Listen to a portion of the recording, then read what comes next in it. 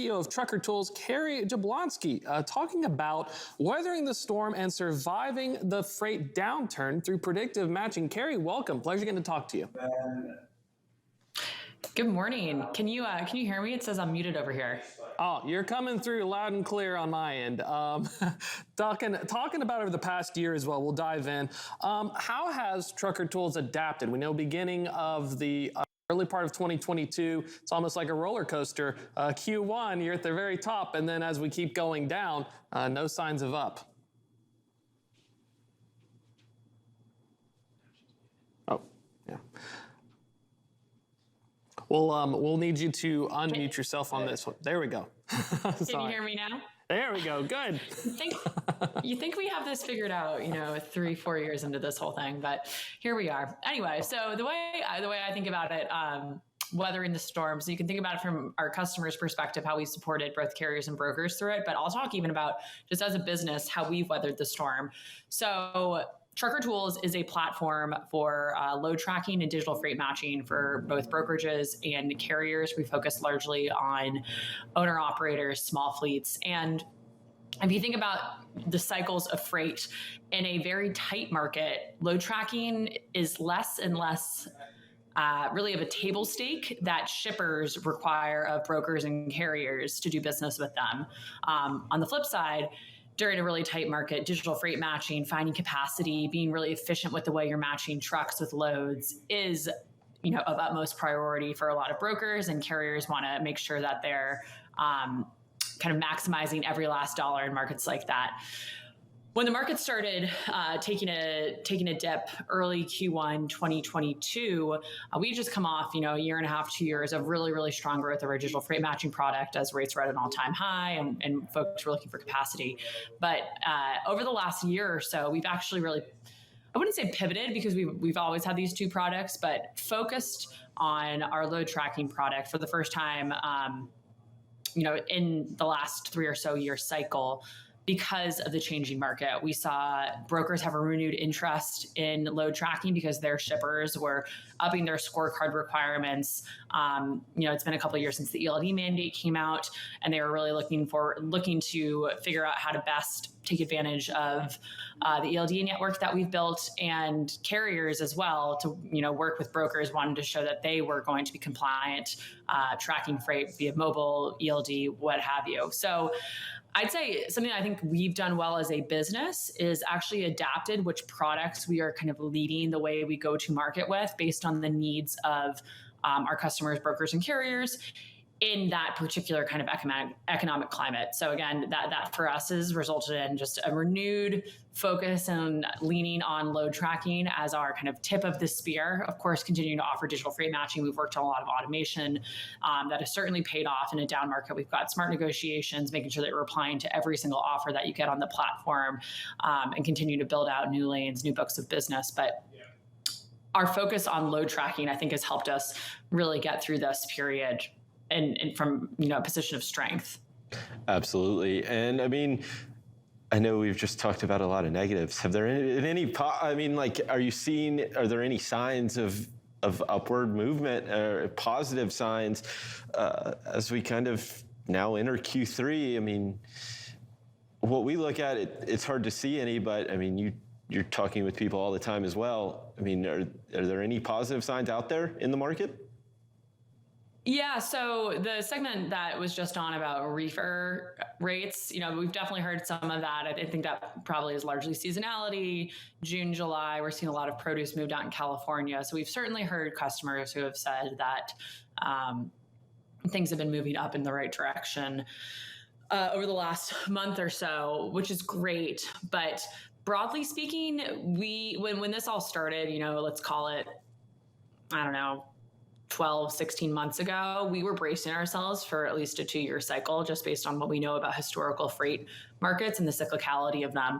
So we've really steeled ourselves to continue to work through a market like this through at least the end of 24, if not beyond. And that's kind of what we're hearing from our customers. Everyone has a slightly different take, but by and large, I don't think anyone is naive enough to think that a switch is going to flip at the end of the summer and things are going to bounce back. But The good thing is that, you guys at FreightWaves know better than anyone. If you look at the data, we will come out of this over the next year or so. So all we need to do as a business is continuing focusing on the fundamentals like we have and ride this out for another, 8, 12 more months. I think you mentioned a great point about how the go-to-market strategy changes as the cycle changes, and especially with the carriers now, tracking becomes paramount. Is this something where I was always curious about this? I've been carrier and a broker. Brokers require carriers to use tracking like trucker tools, but would carriers in a down market, would they say, well, I need to start using this now and I haven't used it before? Do they normally come into you in a down market, or is it normally if you're working with brokers and shippers, they push it down onto the carriers? I think it's both, honestly. I think tracking has become such a ubiquitous requirement in a market like this that carriers know it's coming for them, for better or worse. So I think there have been plenty of carriers. We've seen app downloads remain consistent, if not actually accelerate through this period, because we've got a very popular tracking product in addition to a ton of free tools for life on the road to help carriers work through a down market, routing and fuel optimizers, way station locators, truck parking, things like that. So we have seen plenty of carriers, continue to come to us, but I think there's just a mutual understanding of, the market dynamics. When a market gets looser and looser, carriers know that tracking is going to be pushed on them by brokers. So, they can get ahead of that by, downloading an app, by getting in touch with us to integrate their ELDs. That is something actually that we've seen a lot of, a real increase in, both from the broker and carrier side, is an appetite to integrate ELDs into our network. And I think that's for a couple of reasons. One is just the general acceptance of ELDs as a tracking modality. It's been 5 or so years since the mandate, and as younger and younger kind of new generation of drivers come into the market, I think there's more tolerance for that sort of tracking, and there's more understanding of how ELD tracking is actually a really safe option. There's no phone involved. We're not going to be tracking you when you're not actually hauling a load. It's not always on, so there's a lot more education. Carriers are a lot more accepting of it, and brokers have also come to prefer it in a lot of ways, because it is kind of a one-time set it and forget it. You don't have to restart, or you don't have to send tracks at the beginning of each load. So that's where I think we've actually seen the most growth on the carrier side, is this acceptance and excitement about ELD tracking. I think that's interesting, because when you hear from carriers, a lot of the time they don't want that tracking, right? They don't want, they kind of want their own personal space. I mean, how does that conversation go, and how does it change? Whether the market, obviously in a tight market, they're not going to want it. Loose market, they have to have it. But how do those conversations actually change, like with carriers? Yeah. So we talk a lot about the business requirements of, if you want to win loads in a market like this, where it's very competitive, you've got dozens of carriers calling brokers for the best loads, you need to stand out from a scorecard metrics perspective. The way you're going to do that is first and foremost by tracking.